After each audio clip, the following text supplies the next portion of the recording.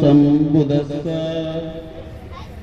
नमो तस्स भगवतो अरहतो सम्मा सम्बुद्धस्स नमो तस्स सम्बुद्धस्स बुद्धं शरणं गच्छामि धम्मं शरणं गच्छामि संघं शरणं गच्छामि द्वितीयंपि बुद्धं शरणं गच्छामि द्वितीयंपि धम्मं शरणं गच्छामि द्वितीयंपि संघं शरणं गच्छामि तृतीयंपि बुद्धं शरणं गच्छामि तृतीयंपि धम्मं शरणं गच्छामि तृतीयंपि संघं शरणं गच्छामि आमि मुसावादा वेरमणि सिक्खापदं वेरमामि सब पापस्य करणं पुरुष सुख संपदा सचित प्रयोजनम् एतं बुद्धान शासनम् इति पिसु भगवाय अरहं सम्मा सम्बुद्धो विद्याचरण संपन्नो सुगतो लोकविदो यनोत्तरो पुरुषदाम सारथी सत्था देव मनुष्यानं बुद्धो भगवाति बुद्धं जीवित पर्यन्तं शरणं गच्छामि नथी में शरणं बुद्धो से मुझे ये जानकारी मिली पूरा ब्राह्मणवादी और पाखंडवाद के खिलाफ इन्होंने जंग छेड़ी थी। वो जंग चाहे वो कहीं से प्रेरणा उन्हें मिले, अपने बच्चे के ऊपर उन्होंने अमल करवाने का काम किया। अमल का स्वरूप में देख रहा हूँ। वो फुलेना रजक जी, दूसरा भुवनेश्वर रजक जी और पंकज रजक जी, उनका साथ फैमिली को मैं तहे दिल से बहुत बहुत आप लोगों की तरफ से धन्यवाद के पात्र हैं। साथियों, तो हमारी बातें आपको लगता होगा करुआ कुछ लोगों को, तो मैं खुद मनुवाद के खिलाफ हूँ और जंग छेड़ा हुआ हूँ। तो मैं विषय वस्तु पर नहीं जाता। मैं संत गौडेज बाबा हमारे महापुरुष थे, बाबा साहेब और संत गौडेज बाबा एक दोनों पैरेलल थे। जब बाबा साहेब ने अपने जीवन का अंतकाल जब उनको शेयर कर रहे थे संत गौडेज बाबा के साथ, वो बात उन्हें अमल में आया। संत गौडेज बाबा ने उनकी गर्भभूमि से संत गौडेज बाबा की कहानी में सुनाना चाहता हूँ। जब उन्होंने ये जंग बाबा साहेब साथ लड़ रहे थे, उनके पास कपड़े नहीं थे।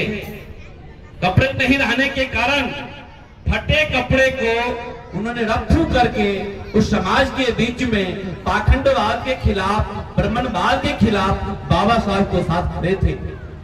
लेकिन कुछ ऐसे मनुवादी लोग थे जो बाबा साहब और संत गौडेज बाबा से परेशान होकर, लोगों ने ज्यादा देश में मनुवादी लोग की परेशानी बढ़ चुकी थी। बाबा साहब का इंतकाल हुआ, ठीक 15 दिन बाद संत गौडेज बाबा की उनकी भी इंतकाल हो गई। इसका मतलब है जिस सोच के बाबा साहब चल रहे थे, संत गौडेज बाबा चल रहे थे, लेकिन उनकी कल्पना हम नहीं कर पा रहे। लेकिन बेगुस उनकी प्रेरणा पर, उनके पद चिन्हों पर और चल रहे थे, तो कमलेश्वर बाबू के परिवार चल रहे थे। मैं कमरदीनपुर में जी इन परिवारों को के द्वारा जो आप लोग के माध्यम से जो जानकारी दी गई, बहुत बहुत इंपॉर्टेंट जानकारी है। क्योंकि बाबा साहब एक ही सपना था। बाबा साहब ने जिस समय संघर्ष कर रहे थे, उनके पीछे कोई लोग खड़ा नहीं थे। आज फुलेना रजक, भुवनेश्वर रजक, पंकज के पीछे उनके पिता खड़ा थे। जिस कुआं में बाबा साहब को पानी पीने का अधिकार नहीं था, जिस तालाब में कुत्ता पानी पी सकता था, उस तालाब का पानी बाबा साहब ने पीने का अधिकार था। आज वो संघर्ष हम लोग आज बोतल में पानी पी रहे हैं। हमारे महाबानों को कपड़ा पहनने का अधिकार नहीं था, स्तन ढकने का वो अधिकार नहीं था। बाबा साहब ने ऐसा पॉलिसी मेकिंग बनाई, पूरी भारत के महाबानों के लिए कपड़ा पहनने का अधिकार दिला दिया। उसी तरह हमारे भाइयों को कोट आज पहनने का जो अधिकार है वो बाबा साहब ने दिया हुआ है। इसका मतलब है कोई भी महापुरुष हमारे संघर्ष किया, वो संघर्ष का प्रेरणा आप लोग हैं। पहले हमारे लोगों के आगे हाड़ी हुआ करता था, पीछे झाड़ू हुआ करता था, आज आगे टाई लग गई, पीछे बेट लग गई, और जिसको कुर्सी पे बैठने का अधिकार नहीं था, आज गर्व से कुर्सी पे बैठने का अधिकार मिल गया। ये किनसे प्रेरणा मिला? बाबा साहेब संत गौड़ बाबा के साथ प्रेरणा मिला।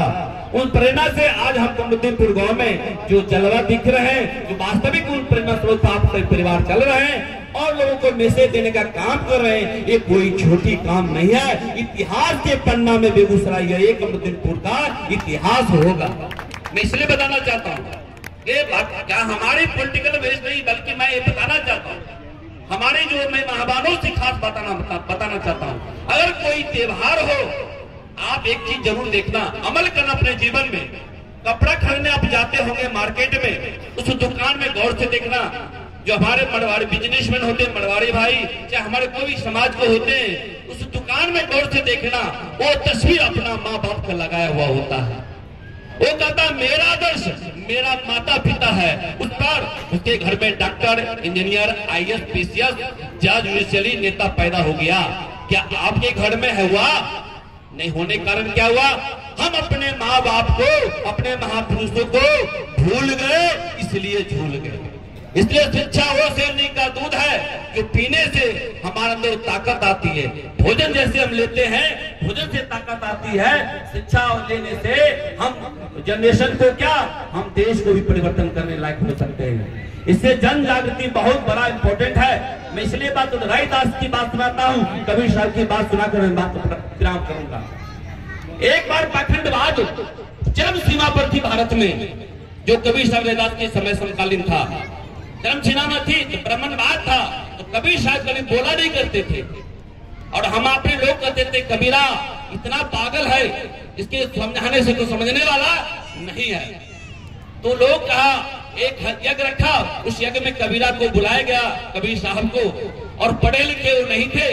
बुलाने के बाद जो पाखंडवाद पैदा कर रहा था, इसकी पूजा होनी चाहिए, तो कहा मैं कबीर तो कहीं तुम पागल तो नहीं हो गया, कबीर कहीं तो पागल नहीं हुई। चर्चा अब चली, एक चर्चा चल गई, जिसे अभी वर्तमान में फुलेना रजक, गुनेश्वर रजक और पंकज राज के बारे में लोग तरह तरह बात बोलते थे। उस समय कबीर साहब के साथ तरह तरह के लोग बात करते थे। जब कहा ऐसा क्या हो गया, अभी तक कबीर वापस नहीं आया, तो पूछा गया, देखा, कहा अब समय बीतते जा रहा, कबीर वापस नहीं आया। कबीर फिर भी वो हरा घास को बार बार मरी हुई गाय के मुंह पर डालता था और गाय को धोने का काम करता था। जो पाखंडवाद फैलाने वाले लोग थे, मनुवाद की नाजायज औलाद, उन जब पहुंचा वहां पर, कहा कबीर ये मरी हुई गाय कहीं दूध देती है, मरी हुई गाय कहीं घास खाती है। मतलब कबीर साहब बोलते नहीं थे, प्रैक्टिकल व्यवहार में करके दिखाते थे। पाखंडवाद का खिलाफ और कोई भारत में लड़ाई लड़ा, वो महापुरुष कौन थे? कबीर साहब थे, रैदास थे, बाबा साहब थे, तुकाराम थे, ऐसे मुरारी होलकर थे, फतिमा शेख थे, माता रामाबाई थे, बाबा साहब थे, इतने महापुरुष थे, जगदेव बाबू कुशवाहा थे, सारे महापुरुष हैं, क्योंकि सारे महापुरुष के बारे में बताएंगे। समय बहुत मामूल है, मुझे एक कार्यक्रम भी है, मुझे जो जाना बहुत जरूरी है। आप लोगों को मैंने जो जानकारी दी, इतनी जानकारी आपने सुना, समय दिया, इसके लिए बहुत बहुत धन्यवाद के पात्र हैं। इतनी बात कर अपनी बात जय मुलांची, जय भारत, जय संविधान।